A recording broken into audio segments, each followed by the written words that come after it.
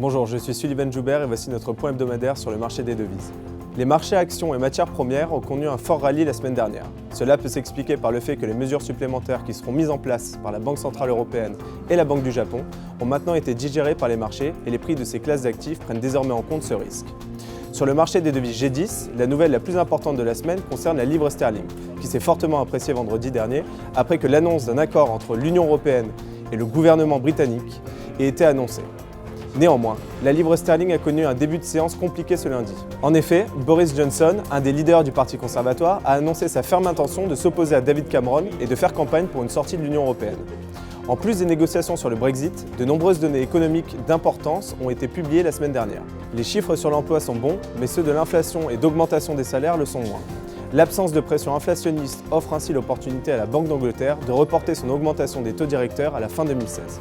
Toujours en Europe, la semaine passée a été calme en termes de données économiques en zone euro. La seule donnée d'importance était la publication de l'indice de sentiment économique, donnant des indications sur la croissance, qui a chuté pour le deuxième mois consécutif.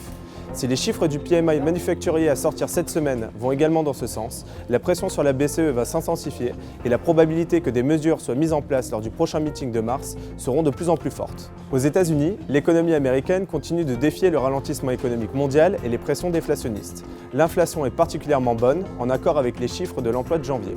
Elle confirme aussi le décalage entre les attentes du marché en termes d'augmentation des taux directeurs et les déclarations de la Fed.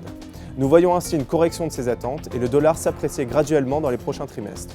La plupart des marchés émergents ont quant à eux connu une très bonne semaine après avoir touché des plus bas historiques pour certains.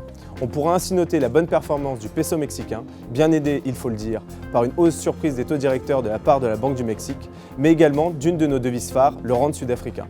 C'était notre point hebdomadaire sur le marché des devises, merci de nous avoir suivis. Pour de plus amples informations, n'hésitez pas à nous contacter ou à consulter notre site internet www.ebury.be. À la semaine prochaine.